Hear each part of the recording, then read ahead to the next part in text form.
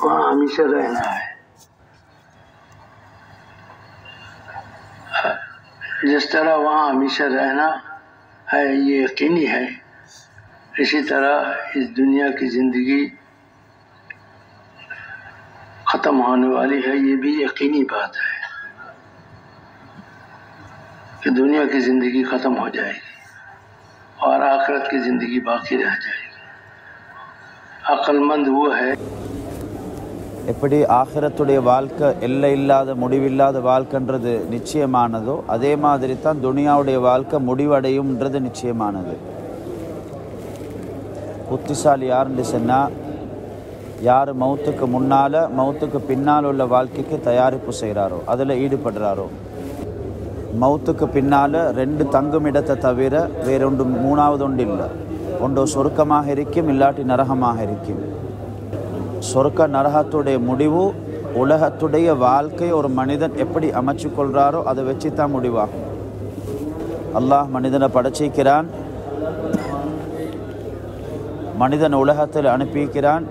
மனிதனை உலகத்துக்கு அனுப்பி சுதந்திரமாக உடல்ல, மாறாக உலகத்தில் மனிதனை அனுப்பி வாழ்க்கையை கழிக்கிறதுக்குரிய முறையை கற்றுக் கொடுத்திருக்கிறான். யார் அல்லாஹ்வுடைய கட்டளைக்கு மாறு செஞ்சு துனியாவுக்கு தீனை விட முக்கியத்துவம் கொடுத்தாரோ அவருடைய தங்குமிடம் நரகமாக அமையும். எப்போ தீன் துனியா ரெண்டுடைய தேவை ஒரே நேரத்தில் வருவது, அந்த நேரத்தில் அவர் தீனுடைய தேவையை விட்டுட்டு துனியாவுடைய தேவைக்கு முக்கியத்துவம் கொடுக்குறாரு. தீனை பாலடைய செஞ்சுட்டு துனியாவை சம்பாதிக்கிறார். அவருடைய முடிவென்ன? ஃபைனல் ஜஹீமஹியல் மஅவா, அவருடைய தங்குமிடம் நரகமாக மாறும்.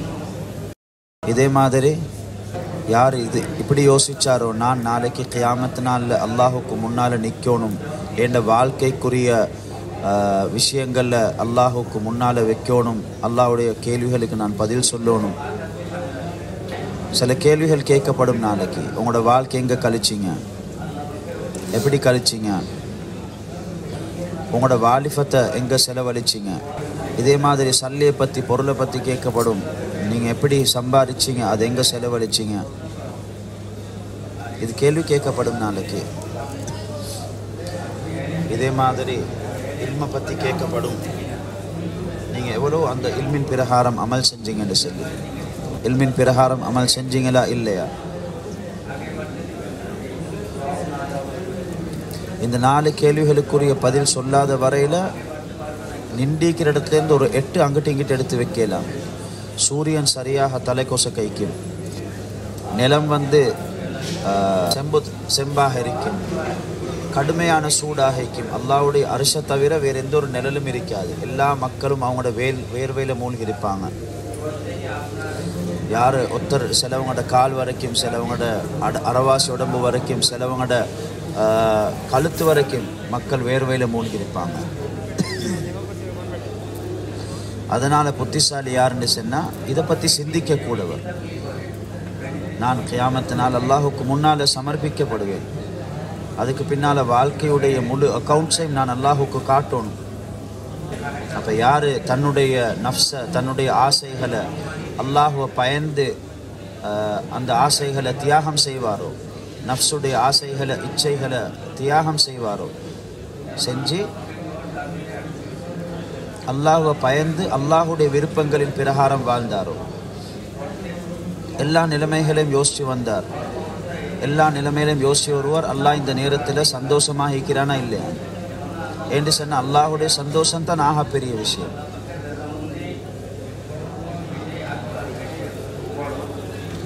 அல்லாஹ் எங்களை கொண்டு பொருந்தி கொள்வது, எங்களை கொண்டு சந்தோஷம் அடைகிறது, இது ஆகப்பெரிய சாதனை. எந்த மனிதனை கொண்டு அல்லாஹ் பொருந்தி கொண்டானோ அவருடைய வாழ்க்கையை சாதிச்சிட்டாரு, அவருடைய வாழ்க்கை வெற்றியானதாக மாறிடும். சகோதரர்களே, வாழ்க்கைன்றது பொருளை கொண்டு, சொத்தை கொண்டு, செல்வத்தை கொண்டு, அஸ்பாபுகளை கொண்டு வெற்றியுள்ளதாக மாறல, மாற்றமாக அமால்களை கொண்டு தான் அது வெற்றியுள்ளதாக மாறும். முழு குர்ஆன்லேயும் அல்லாஹ் 2 விஷயத்தை தான் சொல்லியிருக்கிறார். வாழ்க்கை சீராக உண்டா ஈமான் வேணும், அமலே சாலிஹ் வேணும். இன்னல்லதீன ஆமனு வ அமிலுஸ் ஸாலிஹாத் இல்லல்லதீன ஆமனு வ அமிலுஸ் ஸாலிஹாத் மன் அமில ஸாலிஹம் மின் ذكر வ உன்ஸா. இப்படி குர்ஆன்ல பல இடங்கள் அல்லாஹ் பேசிக்கிறான். வாழ்க்கையுடைய வெற்றியோட அடிப்படை ரெண்டு விஷயம். அது ஈமான், அமலே சாலிஹ். அதை செயல் ரூபமாக எங்களுக்கு படிச்சு தாரத்துக்கு எல்லா காலங்களையும் அல்லாஹ் நபிமார்கள் அனுப்பினான். எப்படி வாழ்க்கையை கழிச்சா அல்லாஹ் விருப்பப்படுவான், எந்த வாழ்க்கையை அல்லாஹ் உங்கள்கிட்ட எதிர்பார்க்கிறான், அதனுடைய ஒரு செயல் ரூபமான உதாரணத்தை கொடுத்து நபிமார்கள் எல்லாம் அனுப்பி வச்சான். நபிமார்கள் எங்களுக்கு வழிகாட்டிகள், எங்களுக்கு ஒரு உதாரணம். அல்லாஹ் எங்களை உலகத்தில் அனுப்பிக்கிறான் அடிமைத்துவத்துக்காக வேண்டி. அடிமைத்துவத்துடைய செயல் ரூபமான உதாரணம் எங்களுக்கு நபிமார்களுடைய வாழ்க்கை. ஒவ்வொரு நபியும் வந்து காட்டினாங்க, நீங்கள் இதே மாதிரி வாழ்க்கையை கழிங்க. எங்களோட வாழ்க்கைன்றது அல்லாஹுடைய 100% அடிமைத்துவத்துடைய வாழ்க்கை. அல்லாஹ் உங்களே இந்த அடிமைத்துவத்துக்காகத்தான் படைச்சிருக்கிறார். அதனால் எந்த மனிதன் தன்னுடைய வாழ்க்கையுடைய எல்லா கட்டங்கள்லையும் அல்லாஹுடைய விருப்பங்களை முன் வச்சு வாழுவாரோ, நபியுடைய வழிமுறைகளை முன் வச்சு வாழுவாரோ, அவருடைய வாழ்க்கை வெற்றியுள்ள வாழ்க்கையாக மாறும். அவர் துனியாலையும் வெற்றிய உள்ளவர் தான், ஆகிரத்திலையும் வெற்றி உள்ளவர் தான். யார் தன்னுடைய இச்சைகளை முன் வச்சு வாழ்க்கையை கழிப்பாரோ, அல்லாஹுடைய கட்டளைகளை பார்க்க மாட்டாரோ, வெறுமனே தன்னுடைய விருப்பங்களை ஆசைகளை முன் வச்சு வாழுவாரோ, அவருடைய வாழ்க்கை தோல்வியுடைய வாழ்க்கையாக இருக்கும். அவருடைய முடிவும் கடைசி தங்குமிடமும் நரகமாகத்தான் இருக்கும். அல்லாஹ் தன்னுடைய அடியார்கள் மீது மிக இரக்கம் உள்ளவனாக இருக்கிறான். அல்லாஹ் தன்னுடைய அடியார்களை நிரந்தரமான தோல்வியிலிருந்து பாதுகாக்கிறதுக்காக நபிமார்களை ஒரு உதாரணமாகவும் நபிமார்கள் ஒரு வழிகாட்டியாகவும் ஆக்கி அல்லாஹ் அனுப்பினார். நபிமார்கள் வந்து மக்களுக்கு விளங்கப்படுத்தினாங்க, நீங்கள் அல்லாஹ்வையும் ஏற்று அல்லாஹுடையும் கட்டளைகளையும் ஏற்று நீங்கள் வாழ்ந்தீங்கன்னு சொன்னால் நீங்கள் வெற்றி அடைவீங்க. அதை படிக்கிறது, அதை படிக்கிறதுக்கு அதை விளங்குறதுக்குரிய வாழ்க்கை எங்களோட வாழ்க்கை. நாங்கள் வாழ்கிற மாதிரி நீங்கள் பார்த்து வாழுங்க. அல்லாஹ் எங்களுக்கு ஒரு பொறுப்பை தந்து உங்கள்கிட்ட அனுப்பியிருக்கிறான். நாங்கள் உங்களை அல்லாஹின் பக்கம் அழைக்கணும், அவனுடைய கட்டளைகளின் பக்கம் அழைக்கணும், ஆகரக்கணும் என்ற பொறுப்பை அல்லாஹ் அந்த தாவத்தை எங்களுக்கு தந்து அனுப்பியிருக்கிறான். நீங்கள் எங்களோட தாவத்தை கபூல் செய்யுங்க. நாங்கள் உங்களை கூப்பிட்ட நேரத்தில் நீங்கள் அதை ஏற்று லப்பைக்குன்னு சொல்லுங்கள். அல்லாஹ்வை ஏற்று அல்லாஹுடைய கட்டளைகளை ஏற்று நடங்க. நீங்கள் நிரந்தரமான வெற்றி அடைவீங்க. அப்படி இல்லைன்னு சொன்னால் உங்களோட வாழ்க்கை அது மோசமானதாக, தோல்விக்குரியதாக, கேடுக்குரியதாக மாறிடும். அது உலகத்திலேயும் தான், மௌத்துக்கு பின்னாலேயும் தான். அதனால் சகோதரர்களே, பெரியவர்களே, இதே சில்சிலால கடைசி நபியாக ஹதரத் முஹம்மது ஸல்லல்லாஹு அலைஹி வஸல்லம் அவங்க வந்தாங்க. நபி ஸல்லல்லாஹு அலைஹி வஸல்லமோட நுபுவத்துடைய வாசல் எல்லாம் மூடிட்டான். அவங்களுக்கு பின்னாலே யாரும் நபி வர போறதில்ல. நபி ஸல்லல்லாஹு அலைஹி வஸல்லம் அவங்களுக்கு அல்லாஹ் கொடுத்த ஷரியத் இது கடைசி ஷரியத். அவங்களுக்கு கொடுத்த கிதாப் இது கடைசி கிதாப். நபி ஸல்லல்லாஹு அலைஹி வஸல்லம் அவங்களுக்கு கொடுக்கப்பட்ட ஷரியத் காமிலான, முக்கம்மலான, பூர்த்தியான ஷரியத், பூர்த்தியான தீனை கொடுத்து அனுப்பினார். கியாமத் வரைக்கும் வரக்கூடிய எல்லா மக்களுக்கும் வழிகாட்டியாக, ஒரு ஹிதாயத்தாக இதை கொடுத்து அனுப்பினார். கியாமத்து வரைக்கும் வரக்கூடிய எல்லா மக்களுக்கும் நபியுடைய தாவத்தை அல்லாஹ் கொடுத்து அனுப்பினார். நபிக்கு அல்லாஹ் தாவத் நபியுடைய அந்த அழைப்பை கியாமத்து வரைக்கும் வரக்கூடிய மக்களுக்கு அல்லாஹ் அதை தாவத்தாக ஆக்கி வச்சிருக்கிறார். குல் யா அய்யுஹன் நாஸ் இன்னி ரசூலுல்லாஹி இலைக்கும் ஜமீஆ. ஏ மனிதர்களே, நான் இந்த கிதாபை, இந்த ஷரியத்தை, இந்த தீனை, இந்த வழிகாட்டல் எடுத்துட்டு வந்திருக்கிறேனோ அது கியாமத்து வரைக்கும் வரக்கூடிய உங்கள் எல்லாருக்கும் இந்த ஒன்று தான். இந்த கிதாப் தான், நான் கொண்டு வந்த கிதாப் தான் உங்களுக்கு வழிகாட்டி, நான் கொண்டு வந்த தீன் தான் உங்களுக்கு வழிகாட்டல். உங்களோட வாழ்க்கையை கழிக்கிறதுக்குரிய முறையாக இருக்குது. உங்களோட வாழ்க்கையில் முழுமையாக ரஹ்மத் அடையணும்னு சொன்னால் இந்த ஒரு தீன் மட்டும்தான் உங்களுக்கு இருக்குது. எல்லா பாசைகள் பேசக்கூடியவங்க, எல்லா மதங்களை சேர்ந்தவங்க எல்லாருக்கும் இந்த ஒன்று மட்டும்தான் இருக்குது. உங்களுக்கு துனியாலே வெற்றி வேணுமா, மௌத்துக்கு பின்னாலே வெற்றி வேணுமா, இந்த தீன் மட்டும்தான் இருக்குது. நான் கொண்டு வந்த கிதாப் மட்டும்தான் இருக்குது. நீங்கள் இந்த தாவத்தை ஏற்று நீங்கள் நடப்பீங்கன்னு சொன்னால் உங்களுக்கு அல்லாஹ் ஈருலகத்திலே வெற்றியை தருவான். அப்படி இல்லை, நீங்கள் இந்த தாவத்தை மறுத்து நீங்கள் உங்களுக்கு விருப்பமான மாதிரி வாழ்ந்தீங்கன்னு சொன்னால் உங்களோட முடிவு மோசமானதாக அமையும். உங்களோட வாழ்க்கை அது கசப்பானதாக, கஷ்டமுள்ளதாக அமையும். அதனால் நான் கொண்டு வந்த வாழ்க்கை முறையை நீங்கள் உங்களோட வாழ்க்கைக்குள்ளே எடுத்துக்கோங்க. அப்போ நீங்கள் வெற்றி அடைவீங்க.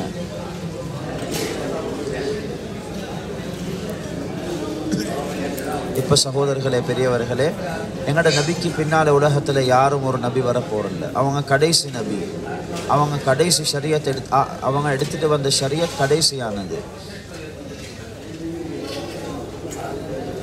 வாழ்க்கை கழிக்கிறதுக்குரிய பூர்த்தியான முறை எடுத்துகிட்டு வந்தாங்க. எங்களோட பொறுப்பு என்னன்னு சொன்னால், நாங்கள் அந்த வாழ்க்கையை கழிக்கிற அந்த முறையை நாங்கள் எங்களோட வாழ்க்கையில் எடுத்துக்கொள்ளணும், பூர்த்தியான முறையில் எடுத்துக்கொள்ளணும்.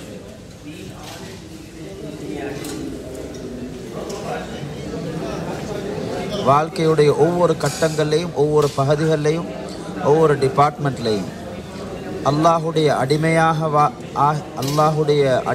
அடிமையாகவும் நபி ஸல்லல்லாஹு அலைஹி வஸல்லமுடைய உம்மத்தாகவும் நாங்கள் வாழ முயற்சி செய்யணும். ஒவ்வொரு கட்டத்திலையும் எங்களோட அடிமைத்துவத்தை நாங்கள் நிரூபித்து கொண்டிருக்கிறோம். அல்லாஹுக்கு மாறு செய்கிறத்திலிருந்து நாங்கள் எங்களை பாதுகாத்து கொண்டு அல்லாஹுடைய இதாத்தில் நாங்கள் கழிக்கணும். தீன் வெறுமனே சில அமல்களை செய்கிறதுக்குரிய பேர் அல்ல. தொழுதாச்சு, நோம்பு பிடிச்சாச்சு, ஜக்காத் கொடுத்தாச்சு இல்லை. தீன்ன்றது மிக விசாலமான ஒரு விஷயம். முழு வாழ்க்கையும் உள்ளடக்கக்கூடியது. வாழ்க்கையுடைய ஒவ்வொரு கட்டம், ஒவ்வொரு பகுதி அல்லாஹ்வுடைய கட்டளைகளுக்கு இணங்க அது அமையணும்.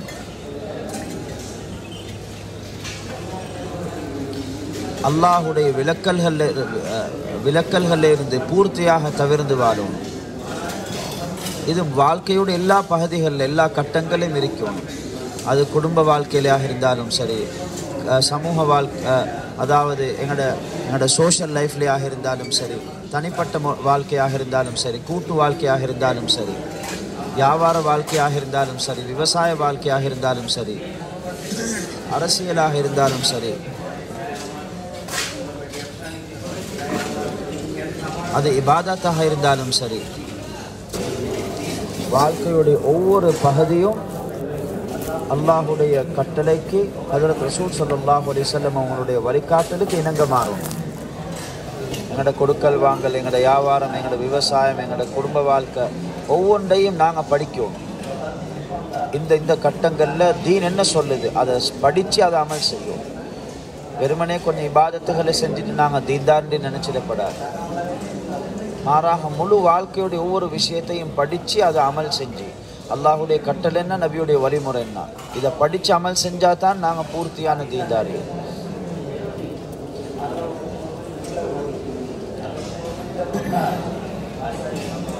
நபிமார்கள் அல்லாஹு சுப்ஹானஹு வ தஆலா அனுப்பினது மனிதர்களுக்கு மத்தியில் தான் அனுப்பினார், மனிதர்களாகத்தான் அனுப்பினார். எப்படி எங்களுக்கு மனித தேவைகள் இருக்குதோ நபிமார்களுக்கும் மனித தேவைகள் இருந்துச்சு.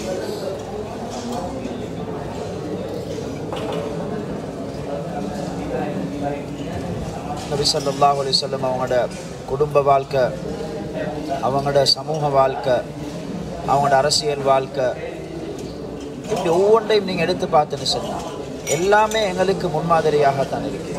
குடும்பத்துக்கு நேரம் கொடுத்தாங்க, இபாதத்துக்கு நேரம் கொடுத்தாங்க,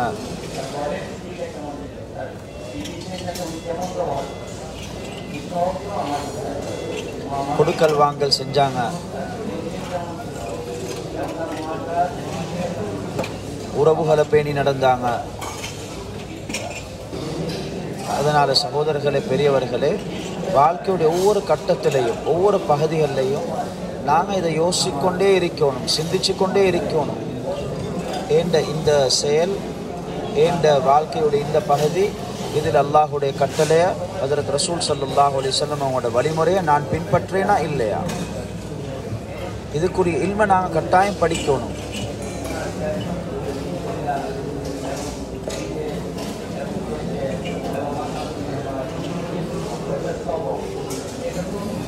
நாங்கள் போகிற இந்த ஜமாத்துகள் 3 நாள் 40 நாள் 4 மாதம் உள்ளூர் வெளியூர் ஒவ்வொரு நாளுடைய உழைப்பு, இதெல்லாம் நோக்கம் அல்ல. இது ஒரு தர்த்தீப் மட்டும்தான்.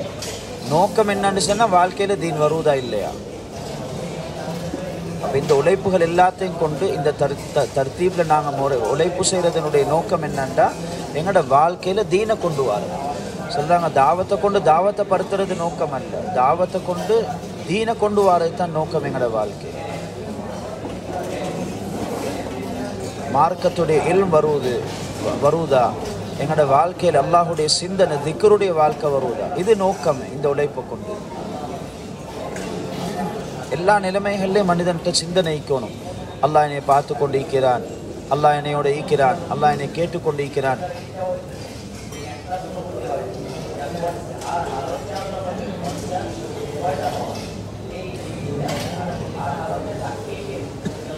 ஒவ்வொரு சந்தர்ப்பத்திலையும் எங்கள்கிட்ட அந்த ஜஸ்பா இருக்கணும், அதாவது இந்த உணர்ச்சி இருக்கணும். இந்த நேரத்தில் அல்லாஹ் என்கிட்ட என்ன எதிர்பார்க்கிறான்?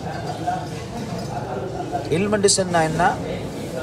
ஒவ்வொரு சந்தர்ப்பத்தில் அல்லாஹ் என்கிட்ட எதை எதிர்பார்க்கிறான்ன்றத விளங்கி அதை படிக்கிறது, அதை படித்து அதை அமல் செய்கிறது தான் இல்முன்றது.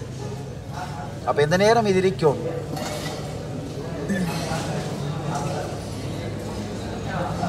இதே மாதிரி தன்னுடைய அஹ்லாக்கை நாங்கள் உயர்ந்த பண்புள்ள, உயர்ந்த அஹ்லாக்குள்ள, உயர்ந்த குணமுள்ளவங்களாக நாங்கள் எங்களை ஆக்கிக்கொள்வோம். எப்படி நபிமார்கள், ஹஜ்ரத் ரசூல் ஸல்லல்லாஹு அலைஹி வஸல்லம் அவங்க எல்லா நபிமார்களும் எப்படி தன்னுடைய அஹ்லாக்க குணங்களை சீராக்கி கொண்டாங்களோ, நல்லதாக ஆக்கி கொண்டாங்களோ. குர்ஆன் அல்லாஹ் சுப்ஹானஹு வ தஆலா சொல்றான், யா ரசூலுல்லாஹ் நீங்கள் ஆக உயர்ந்த அஹ்லாக் உள்ளவராக இருக்கிறீங்க.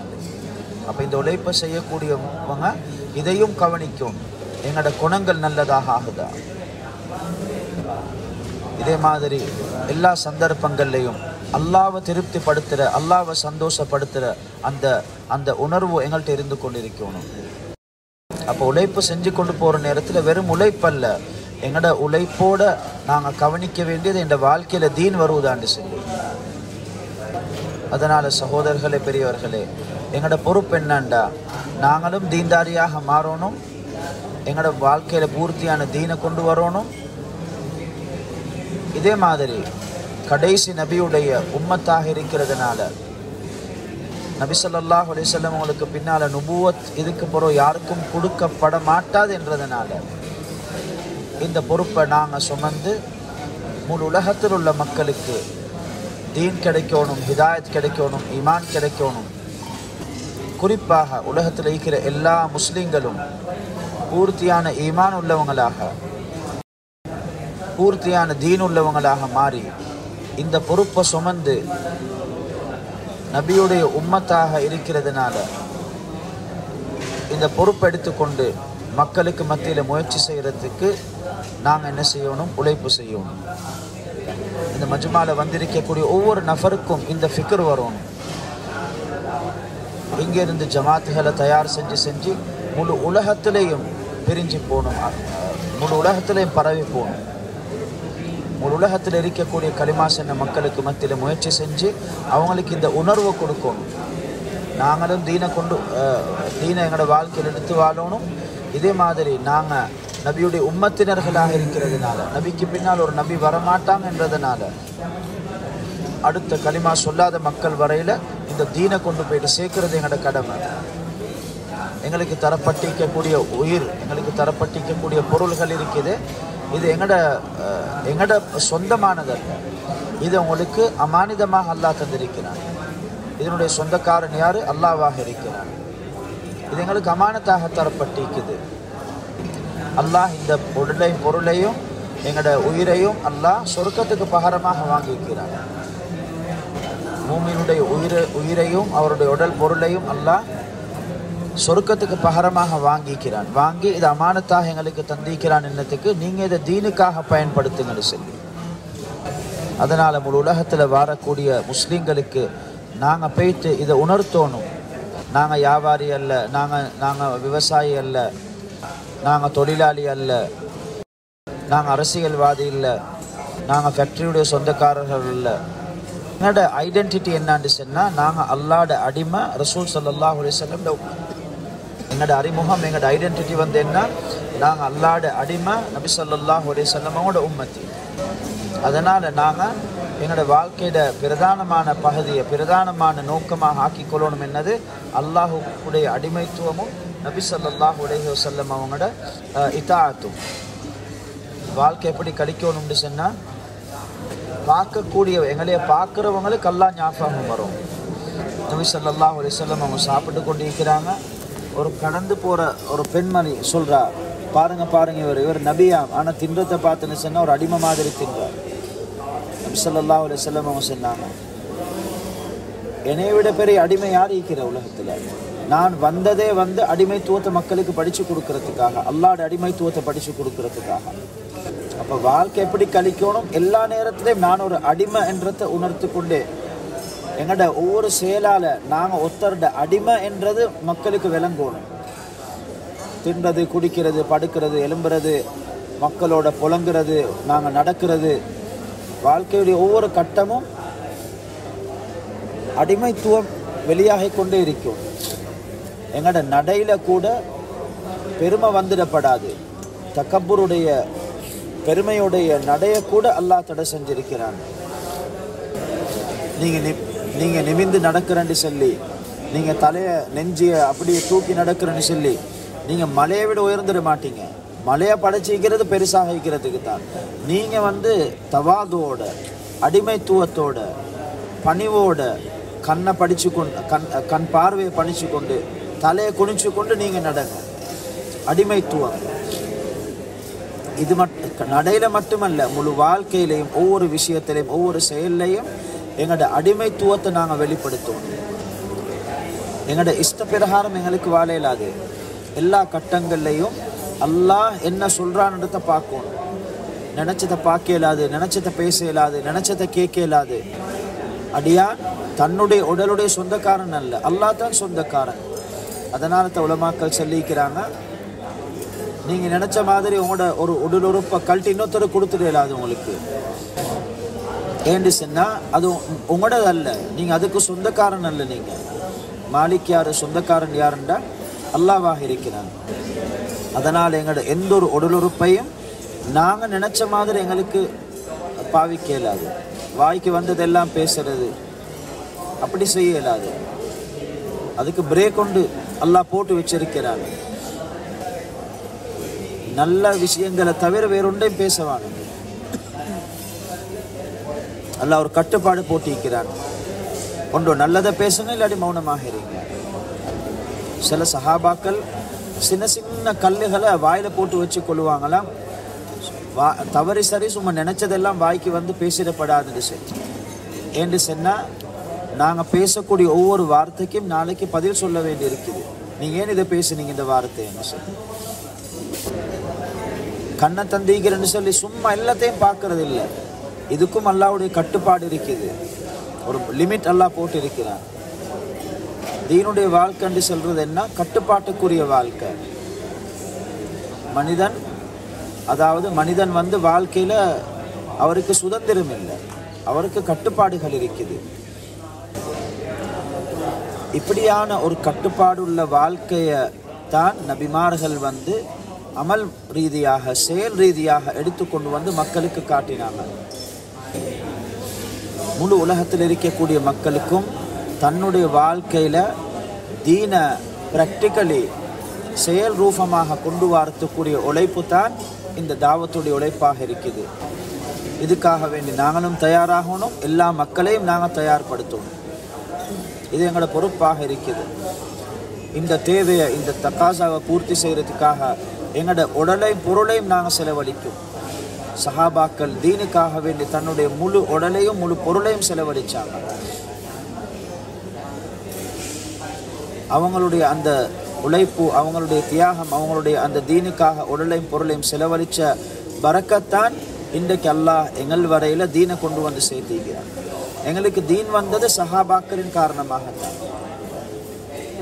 சஹாபாக்கள் இந்த தீனுடைய தேவைகள் எடுத்துக்கொண்டு முழு உலகத்துக்கும் போனாங்க. எல்லா இடங்கள்லையும் போயிட்டு மக்களை தீனின் பக்கம் அழைச்சாங்க. மக்களுக்கு செயல் ரூபமாக தீனை காட்டினாங்க. நீங்கள் எங்களையே போல் ஆகுங்க சொல்கிறாங்க. நாங்கள் இன்றைக்கு தாவத் கொடுக்குறோம், ஆனால் நாங்கள் உதாரணமாக அமையிறல்ல. அதனால் மக்களுக்கு தீனை விளங்குறது சிரமமாக இருக்குது. யார் தீனை பற்றி பேசுகிறாரோ அவரே எக்ஸாம்பிள் இல்லை. யார் தீனுடைய தாவத் கொடுக்குறாரோ அவரே உதாரணம் இல்லாமல் இருக்கிறாரு. அதனால் தீனை விளங்குறது மக்களுக்கு சிரமமாக இருக்குது. இன்றைக்கு சஹாபாக்கள் அவங்களே ஒரு எக்ஸாம்பிளாக ஒரு முன்மாதிரியாக இருந்தாங்க. அதனால் அவங்க தீனை படித்து கொடுக்குற நேரம் மக்களுக்கு தீனை விளங்குறது லேசாக இருந்துச்சு. அதனால் மக்கள் அவங்க இஸ்லாத்தை முன்வைக்கிற நேரம் விளங்கினாங்க. நீங்கள் இஸ்லாம்னு சொல்கிறீங்க, இஸ்லாம்ன்றா என்ன? சஹாபாக்கள் சொன்னாங்க, நீங்கள் எங்களையே போல் ஆகுங்க, அதுதான் இஸ்லாம். எங்களோட வாழ்க்கையை பாருங்கள், அதுதான் இஸ்லாம். சஹாபாக்கள் இஸ்லாத்தை பற்றி தாவத் கொடுத்துட்டு அவங்களுக்கு ஒரு கிதாபை கொடுக்கலைந்தாங்க, நீங்கள் இதை வாசிங்க, இதில் இஸ்லாமிக்கு இதன் பிரகாரம் வாழுங்க.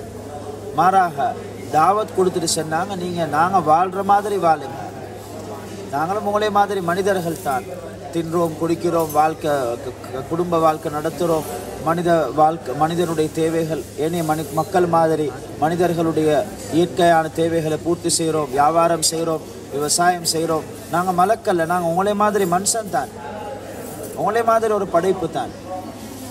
ஆனால் எங்களோட வாழ்க்கையை நாங்கள் இஸ்லாத்தின் பிரகாரம் ஆக்கிக்கிறோம். அதனால் நீங்கள் என்ன செய்யுங்க, எங்களே போல் ஆகுங்க, எங்களோட சூழலுக்கு வாங்க, பாருங்கள் நாங்கள் எப்படி வாழ்க்கையை கழிக்கிறோம் அப்படின்னு சொல்லி. சகோதரர்களே, பெரியவர்களே, இன்றைக்கு நாங்களும் தாவத் கொடுக்குறோம். ஆனால் பிரச்சனை என்னன்னு சொன்னால் நாங்கள் முன்மாதிரியாக மாறல. நாங்கள் எங்களோட வாழ்க்கையோட ஒவ்வொரு பகுதியை எடுத்து பார்த்தோன்னு சொன்னால் அதில் தீன் இல்லாமல் இருக்குது. அதனால் நாங்கள் முன்மாதிரி இல்லை. நாங்கள் முன்மாதிரிகளாக வாழ்றல்லாததுனால எங்களோட தாவத்தை விளங்குறது மக்களுக்கு சிரமமாக இருக்குது. என்ன இவர் எங்களோட தான் வாழ்கிறார், எங்களே மாதிரி தான் வாழ்கிறார், இவரோட கொடுக்கல் வாங்கல், குடும்ப வாழ்க்கை, இவரோட அஹ்லாக்கை நாங்கள் பார்க்கத்தான் செய்கிறோம். இவர் எங்களே மாதிரி தான் இருக்கிறார், இவருக்கும் எங்களுக்கும் எந்த ஒரு வித்தியாசமும் இல்லை. அவர் எந்த தீனின் பக்கம் அழைக்கிறாரோ அந்த தீன் எங்களோட வாழ்க்கையிலும் இல்லை, அவரோட வாழ்க்கையிலும் இல்லை. அப்போ நாங்கள் எப்படி நாங்கள் அதை விளங்கி கொள்வது?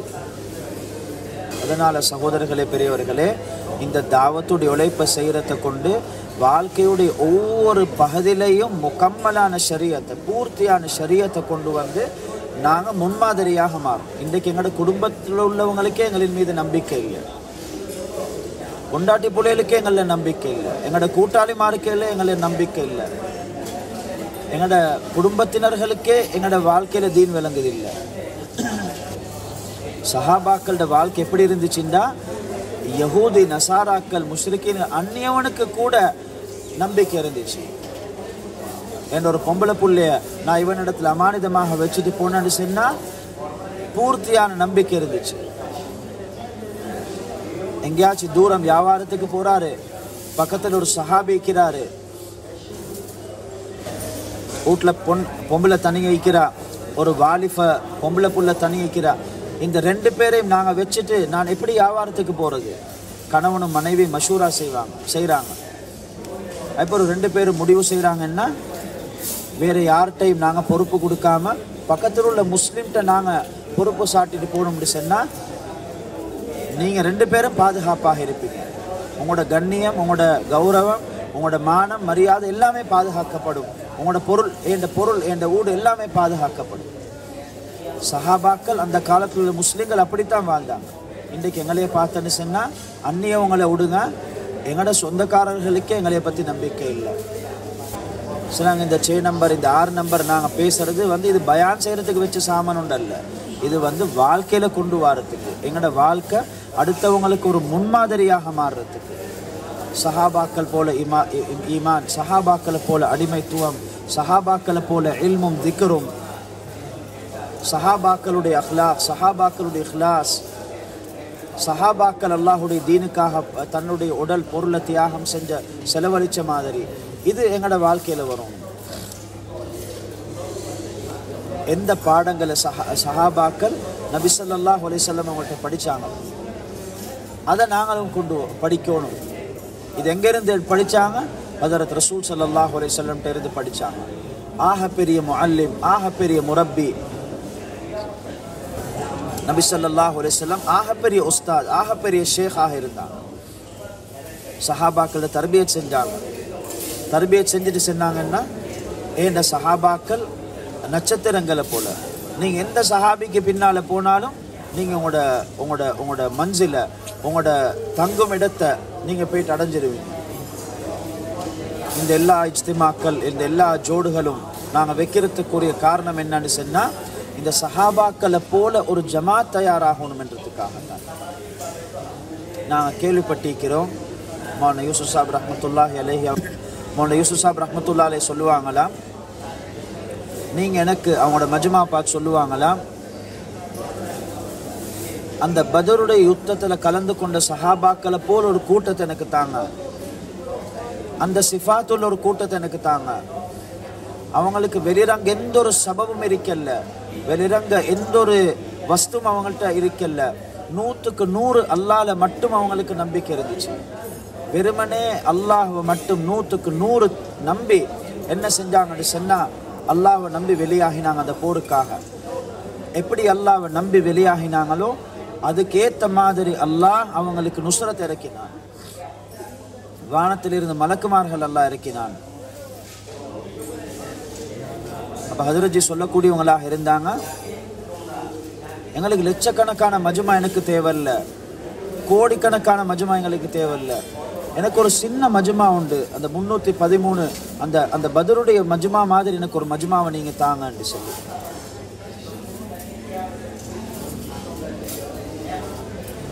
அந்த 313 உள்ள அதை மாதிரி ஒரு பூர்த்தியான முக்கம்மலான நிரப்பமான ஒரு மஜ்மா எனக்கு தேவை சொல்றாங்க. இதுக்காகத்தான் இந்த 6 நம்பர் எங்களுக்கு தரப்பட்டிருக்குது. எப்படி ஆக்கப்பட்ட ஈமான் வரணும்டா 100க்கு 100 அந்த சஹாபாக்கள் அல்லாஹ்வை நம்பின மாதிரி நம்பக்கூடியவங்க ஒரு மஜ்மா தேவை. அனைத்து படைப்பினங்களையும் படைச்சவன் அவன் அல்லாஹ் மட்டும்தான். ஒரு அணுல இருந்து ஹதரத் ஜிப்ரி ஒரு தூசில இருந்து மலை வரைக்கும், ஒரு எறும்புல இருந்து ஹதரத் ஜிப்ரீல் அலைஹிஸ்ஸலாம் வரைக்கும், பூமியில இருந்து வானம் வரைக்கும் எல்லா படைப்பினங்களும் படைச்சதும் அல்லாஹ். இதே மாதிரி இந்த எல்லா படைப்பினங்கள்லையும் எந்த ஒரு படைப்பிலையும் அல்லாஹ் லாஃப நஷ்டத்துடைய சிஃபத்தை வைக்கல. லாஃப நஷ்டத்தை அல்லாஹ் அவன்ட கையில் மட்டும்தான் வச்சிருக்கிறான். அதனால தான் நபி ஸல்லல்லாஹு அலைஹி வஸல்லம் ஒரு சஹாபிக்கு படித்து கொடுத்தாங்க, எல்லா படைப்பினங்களும் சேர்ந்து உங்களுக்கு ஒரு லாஃபத்தை தர விரும்பினா அல்லாஹ் எந்த லாஃபத்தை நாடிருக்கிறானோ அந்த லாஃபத்தை தவிர வேறு எந்த ஒரு லாஃபத்தையும் உங்களுக்கு தர இயலாது. இதே மாதிரி எல்லா படைப்பினங்களும் சேர்ந்து ஏதாவது ஒரு நஷ்டத்தை உங்களுக்கு விளைவிக்க விரும்பினா, ஒரு நஷ்டத்தை தர விரும்பினா அல்லாஹ் எந்த நஷ்டத்தை, எவ்வளவு நஷ்டத்தை அல்லாஹ் நாடிருக்கிறானோ அதை தவிர வேறு எந்த ஒரு நஷ்டத்தையும் அவங்களால உங்களுக்கு தர இயலாது. அதனால் எங்களுக்கு பூர்த்தியான நம்பிக்கை வரணும். லாஃப நஷ்டத்தை தாரது, வாழ்க்கையை சரிப்படுத்துறது, அதை கெடுக்கிறது அனைத்தும் அல்லாஹ் தான்.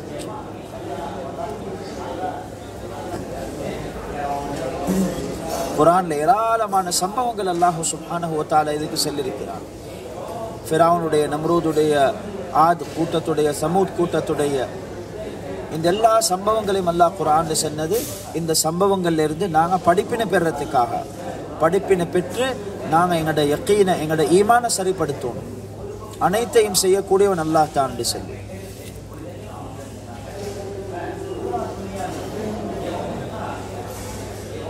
முழு உலகத்தில் உள்ள என்னென்ன நிலைமைகள் இன்றைக்கு உருவாகி இருக்கிறதோ, எதை நாங்கள் கண்கூடாக பார்த்து கொண்டிருக்கிறோமோ, இது எல்லாமே அமல்களின் காரணமாகத்தான். ஹாலாத்துகள் எல்லாம் அமல்களோடு ஜோடு பண்ணி வச்சிருக்கிறார். எப்படி அமல்கள் இருக்குமோ அதே மாதிரி ஹாலாத்துகள் இருக்கும். கடல்லையும் தரையிலையும் என்னென்ன நிலைமைகள் உருவாகுதோ எல்லா நிலைமைகளும் அமல்களின் காரணமாகத்தான். அமல்கள் கெட்டு போனதின் காரணமாகத்தான் இன்றைக்கு ஹாலாத்துகள் கெட்டு போய்த்திருக்கிறது. அமல்கள் சரியாக ஆகும் என்று சொன்னால் அல்லாஹ் நிலைமைகளையும் சரியாக ஆக்குவான்.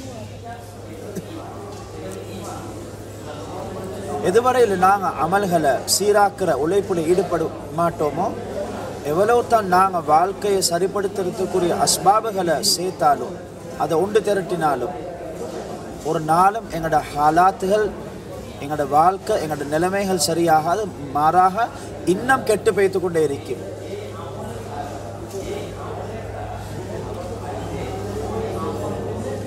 எந்த செயல்கள் அமல்களின் காரணமாக இன்றைக்கு எங்களோட ஹாலாத்துகள் கெட்டு போயிட்டு இருக்குதோ அந்த அமல்கள், அந்த செயல்களில் இருந்து நாங்கள் தௌபா செஞ்சு அல்லாஹுவின் பக்கம் மீளோணும். நாங்கள் அப்போ அல்லாஹ் எங்களோட நிலைமைகளை சீராக்கி தருவாங்க.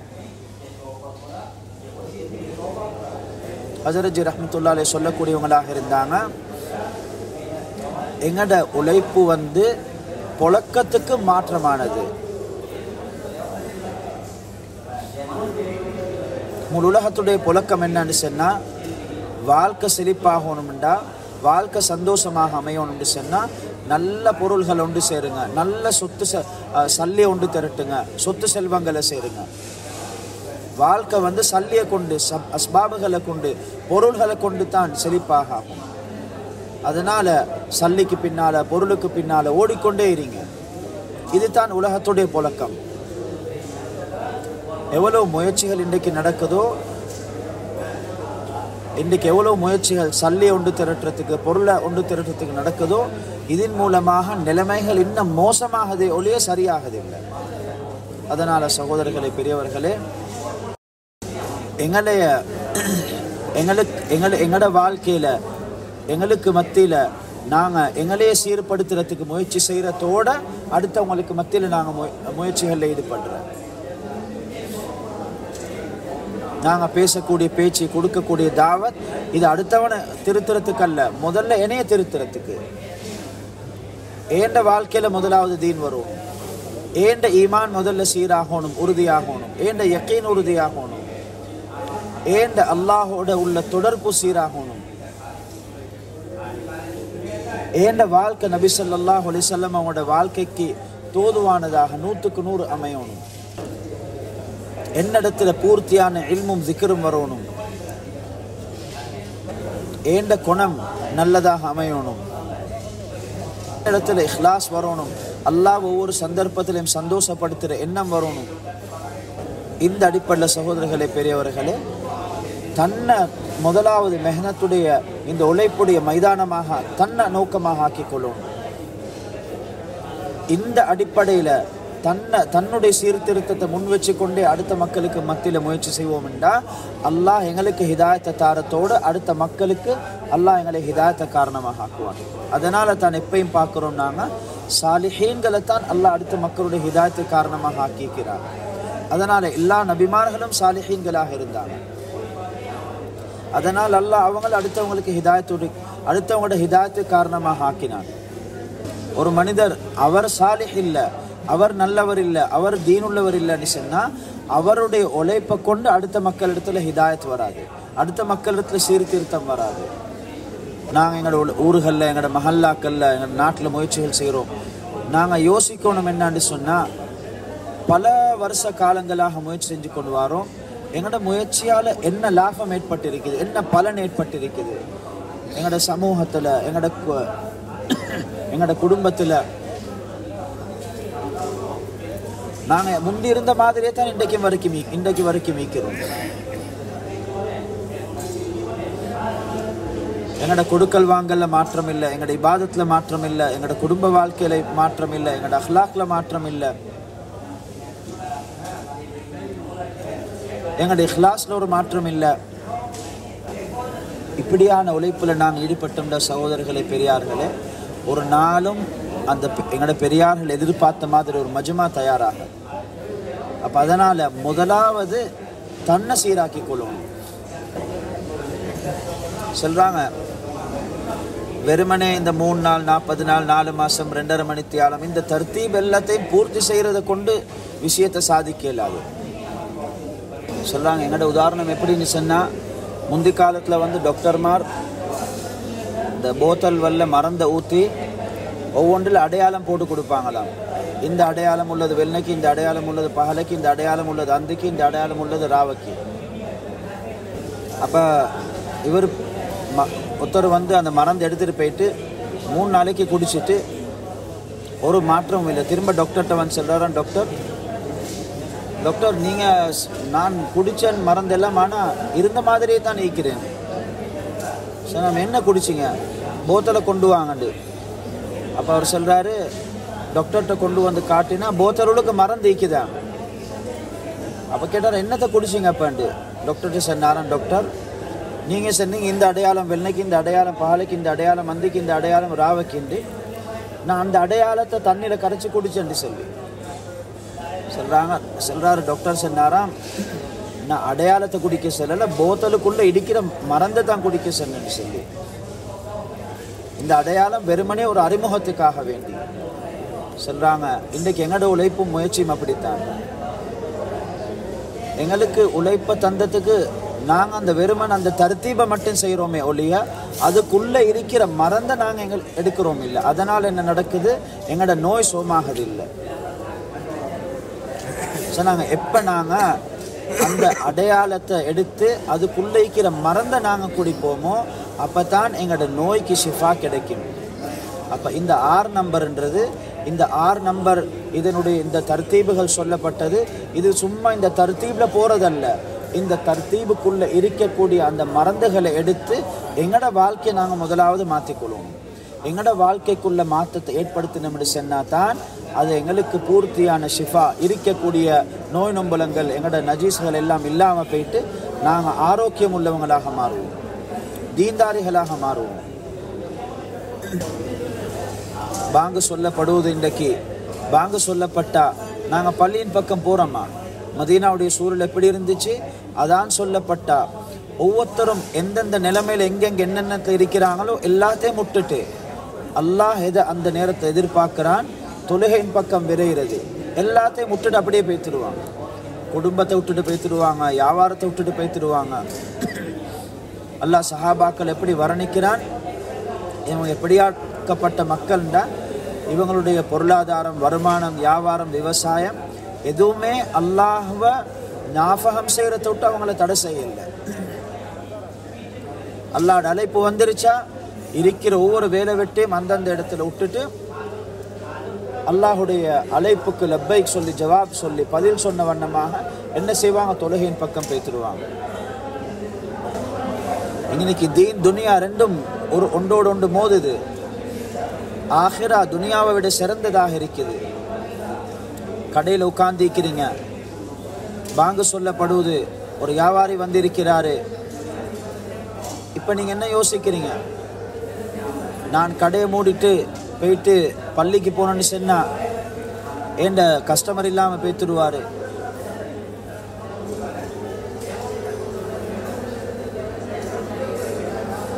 அப்போ எனக்கு கஸ்டமரை நான் இழந்துட்டேன்னு சொன்னால் எனக்கு நஷ்டமாகிடும். ஆயிரக்கணக்குடைய நஷ்டம் உருவாகும், லட்சக்கணக்குடைய நஷ்டம் உருவாகும். பரவாயில்ல, இன்றைக்கிட சுண்ணத்தையும் தக்பீர் உலாவையும் ஜமாத்தையும் முட்டுடுவோம். எப்படியும் தொலை டைமுக்கு தானே புறவு தொழுவோம். இப்போ இந்த மனுஷன் என்ன செஞ்சார்? துனியா தீனையும் ஆகிரத்தையும் விட துனியாவுக்கு முக்கியத்துவம் கொடுத்துட்டாரு. குர்ஆன்ல தான் அல்லாஹ் சுப்ஹானஹு வ தஆலா சொல்றான், நீங்கள் துனியாவுடைய வாழ்க்கைக்கு முக்கியத்துவம் கொடுக்குறீங்களா? ஆனால் ஆஹிரா தான் உங்களுக்கு சிறந்ததும் நிரந்தரமானதும்.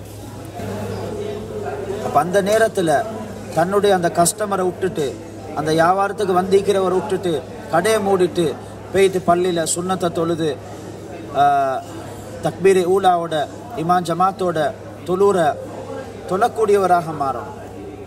இந்த சூழல் எப்போ அமையும்? இந்த சூழல் எப்போ அமையும்? எப்படி அமையும்? இதுக்காக வேண்டித்தான் நாங்கள் இன்றைக்கு ஒன்று கூடிக்கிறோம். இன்றைக்கு முழு உலகத்தில் நீங்கள் எந்த ஒரு இடத்துலையும் போயிட்டு பார்க்க மாட்டீங்க, 100க்கு 100 அதான் சொல்லப்பட்ட நேரத்தில் கடைகள் மூடி மக்கள் பள்ளிக்கு போகிறாங்க. ரமதானுடைய காலம் வருவது, 100க்கு 100 எல்லா ஹோட்டல்களும் சாப்பாடு கடைகளும் மூடப்படுறதாக நீங்கள் எங்கேயுமே பார்க்க மாட்டீங்க. சொல்லாங்க உலகத்தில் 50க்கு மேற்பட்ட முஸ்லீம் நாடுகள் இருக்குது. சொல்லாங்க இன்றைக்கு உலகத்தில் வாழக்கூடிய முஸ்லீம்களை பார்த்தா சஹாபாக்களை விட பன்மடங்கு கூட நாங்கள் எண்ணிக்கையில் இருக்கிறோம். ஆனால் அந்த காலத்தில் இருந்தால் கிட்டத்தட்ட 1 லட்சம் 1.25 லட்சம் சஹாபாக்கள் முழு உலகத்துக்கும் போதுமானவங்களாக இருந்தார். என்று சொன்னால் அல்லாஹுடைய நுஸ்ரத், அல்லாஹுடைய உதவி அவங்களோட இருந்துச்சு.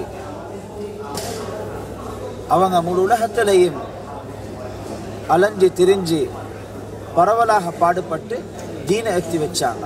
இன்றைக்கு எங்கள் வரையில் பல 1000 வருஷங்களுக்கு பின்னால் எங்கள் வரையில் இன்றைக்கு தீன் வந்து சேர்ந்திருக்குது. இது இந்த சின்ன ஒரு மஜ்மா 1 லட்சம் 1.25 லட்சம் இந்த சஹாபாக்களுடைய முயற்சியாக இருந்துச்சு. அதனால் சகோதரர்களே, பெரியவர்களே, அல்லாஹ் எங்களுக்கு உதவி செய்யணும், எங்களோட வாழ்க்கையும் அடுத்த மக்களுக்கு முன்மாதிரியாக மாறுறது. அப்போ இன்ஷா அல்லாஹ் எங்களின் மூலமாக முழு உலகத்திலையும் அல்லாஹ் சுப்ஹானஹு வ தஆலா தீனுடைய மாஹோல, ஈமானுடைய மாஹோல உருவாக்குவான். இன்றைக்கு முழு உலக மக்களும் மிச்சம் கவலையில் கஷ்டத்தில் வாழ்ந்து கொண்டிருக்கிறாங்க. தன்னுடைய சிரமங்கள்ல இருந்து கவலைகள்ல இருந்து வெளியாகிறதுக்குரிய வழிகளை தேடிக்கொண்டிருக்கிறாங்க. தனக்கு கொடுக்கப்பட்ட சின்ன குறுகிய அந்த புத்தியை வச்சு கொண்டு ஒவ்வொரு பாதைகளை, ஒவ்வொரு முறைகளை அவங்க ட்ரை பண்ணி பார்க்குறாங்க. ஆனால் எந்தெந்த வழிகள் எல்லாம் அடையிறதுக்கு அதை முயற்சி செய்கிறாங்களோ அந்த எல்லா வழிகள்லையும் அவங்களுக்கு நஷ்டத்தை தவிர வேறொன்றும் கிடைக்கிறதில்லை. மக்கள் தன்னுடைய கஷ்டத்தில் இருந்து, சிரமங்கள்ல இருந்து, கவலைகள்ல இருந்து வெளியே வாரத்துக்குரிய வழி யாரிடத்தில் இருக்குதுன்னா முஸ்லீம்களிடத்தில் இருக்குது. இன்றைக்கு முஸ்லீம் எப்படி இருக்கணும்னு சொன்னால் முழு உலகத்திலே மேலாண் செய்யக்கூடியவராக இருக்கணும்.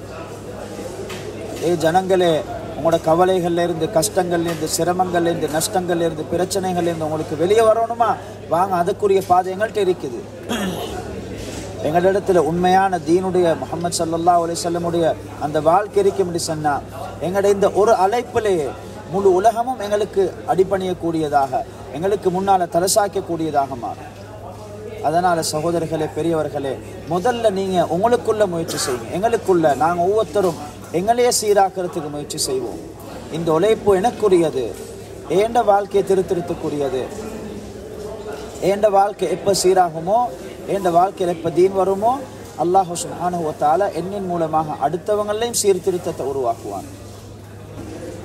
அப்படி இல்லைன்ற சகோதரர்களே, பெரியவர்களே, நாங்கள் எவ்வளவு தான் முயற்சி செஞ்சாலும், எவ்வளவு தான் உழைப்பு செஞ்சாலும், நாங்கள் எங்களோட வாழ்க்கையில் தீன் கொண்டு வரல, எங்களே ஒரு முன்மாதிரியாக ஆக்கி கொள்ளலைன்னா எங்களோட உழைப்பு எல்லாமே வீணாகி போய்த்திடும். முயற்சியை கொண்டு முயற்சி உருவாகும், தீனை கொண்டு தீன் உருவாகும். நாங்கள் வெறுமனே முயற்சி மட்டும் செஞ்சிருந்தோன்னு சொன்னால் சும்மா முயற்சி, உழைப்பு மட்டும்தான். உழைப்பு மட்டும் செஞ்சு கொண்டு போனோம்னு சொன்னால் உழைப்பே பரவி கொண்டு போகும். ஆனால் தீன் வாழ்க்கையில் வரும்னு சொன்னால் தீன் உருவாகும், தீன் பரவும். வெறுமனே நாங்கள் உழைப்பு மட்டும் செஞ்சு கொண்டு போயிட்டு உழைப்பு பரவினா அப்போ நாங்கள் அர்த்தம் என்ன? அப்போ நாங்கள் எங்களோட உழைப்புல வெற்றி உள்ளவர்களாக மாற மாட்டோம். உழைப்புல வெற்றி எப்போ கிடைக்கும் என்று சொன்னால், உழைப்பை கொண்டு நாங்கள் ஒன்றை சாதித்தோம் எப்போன்னு சொன்னால், நாங்கள் உழைப்பை கொண்டு தீனை கொண்டு வந்தால் தான் எங்களோட வாழ்க்கை. அதனால் சகோதரர்களே, பெரியவர்களே, எங்களோட வாழ்க்கையில் தீனை கொண்டு வந்து நாங்கள் என்ன செய்யணும்? உழைப்பு செய்யணும். குறிப்பாக நாங்கள் முஸ்லீம்களுக்கு மத்தியில் முயற்சி செய்கிறோம். ஆனால் பொதுவாக எல்லா மக்களுடைய நியத் எங்களோட உள்ளத்தில் இருக்கும். நபி ஸல்லல்லாஹு அலைஹி வஸல்லம் அவங்களுக்கு அல்லாஹ் சொல்றான், யா ரசூலல்லாஹ், நீங்கள் செல்லுங்க, இதுதான் ஏண்ட பாதை, நான் அல்லாஹ்வின் பக்கம் மக்களை அழைக்கிறேன், இது ஏண்டையும் பாதை தான். இதே மாதிரி யார் என்ற ஹத்ம நுபுவத்தில் நம்பிக்கை வச்சிருக்கிறாரோ, நபி ஸல்லல்லாஹு அலைஹி வஸல்லம் அவங்க கடைசி நபின்னு சொல்லி அவங்களுக்கு பின்னால் எந்த ஒரு நபியும் வரமாட்டாங்கன்னு சொல்லி யார் நம்பிக்கை வச்சிருக்கிறாங்களோ அவங்களையும் பாதை இதுதான். நபி ஸல்லல்லாஹு அலைஹி வஸல்லம் அவங்க அல்லாஹுடைய ரசூல் சொல்கிறாங்க, நீங்கள் என்ன தொட்டும் ஒரு விஷயம் சரி கேட்டிருந்தீங்கன்னு சொன்னால் நீங்கள் அதை அடுத்த மக்களுக்கு எத்தி வைங்க. உங்களில் யார் சமூகம் அளிச்சிருக்கிறீங்களோ இங்கே சமூகம் அளிக்காதவங்களுக்கு நீங்கள் தீன் எத்தி அல்லாஹ்வுடைய ஹலீஃபா அல்லாஹ்வுடைய ஹலீஃபாவுடைய பொறுப்பு என்னன்னு சொன்னால் அவர் உலகத்தில் அல்லாஹ்வுடைய தீனை நிலைநாட்டணும், அல்லாஹ்வுடைய ஏவல்கள் எடுத்து சொல்லணும், அல்லாஹ்வுடைய விலக்கல்களில் இருந்து மக்களை பாதுகாக்கணும், அமர் பில் மாரூஃப் நஹி அனில் முன்கர் செய்யக்கூடியவராக இருக்கணும். ஹதீஸில் வருவது நீங்கள் ஒவ்வொருத்தரும் பொறுப்புதாரிகள், உங்களிடத்தில் உங்களோட பொறுப்புகளை பற்றி நாளைக்கு கேட்கப்படும். உங்களோட பொறுப்புக்குரிய நீங்கள் என்ன ஹக்கை நிறைவேற்றுனீங்கன்னு சொல்லி. அதனால் சகோதரர்களே பெரியவர்களை நீங்கள் ஒவ்வொருத்தரும் நியத்து வைங்க. நாங்கள் ஒவ்வொருத்தரும் இன்ஷா அல்லாஹ் இந்த உழைப்பை எங்களோட வாழ்க்கையுடைய நோக்கமாக ஆக்கி முதல்ல எங்களோட வாழ்க்கையில் சீர்திருத்தத்தை கொண்டு வருவோம். அடிப்படை எங்களோட வாழ்க்கையில் சீர்திருத்தத்தை கொண்டு வர நீயத்தோடு நாங்கள் முழு உலகத்திலையும் அலைஞ்சு திரிஞ்சு பாடுபட்டு முயற்சி செய்வோம். இந்த பொறுப்பை நிறைவேற்ற எண்ணத்தில் நாங்கள் முழு உலகத்திலையும் அலைஞ்சு திரிஞ்சு பாடுபடுவோம். சொல்கிறாங்க, நாங்கள் எங்களையே நோக்கமாக வச்சு எங்களுக்குள்ள சீர்திருத்தத்தை கொண்டு வரத்தோடு நாங்கள் முயற்சி செய்வோம் அப்படி சொன்னால் எங்களைய சபபாக ஆக்கி அல்லாஹ் முழு உலகத்திலையும் ஹிதாயத்தை தீனை பரத்தி மக்களுக்கு அல்லாஹ் ஹிதாயத்தை கொடுப்பாங்க இன்ஷா அல்லாஹ். இந்த அடிப்படையில் ஒவ்வொருத்தரும் நீங்கள் எழும்பி உங்களோட பேர்களை சொல்லுங்கள். அல்லாஹ்வோட பாதையில் நீண்ட வக்துகள் போகிறதுக்கு இன்ஷா அல்லாஹ் பேர்களை முன்வைங்க.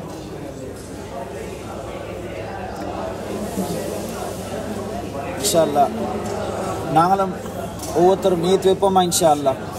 நீண்ட வக்துகள் போகிறதுக்கு நாங்கள் எல்லாரும் சில்லா 40 நாள் சில்லா 4 மாதம் வருஷம் மக்காமி அமல்கள் எல்லாம் இன்ஷா அல்லாஹ்.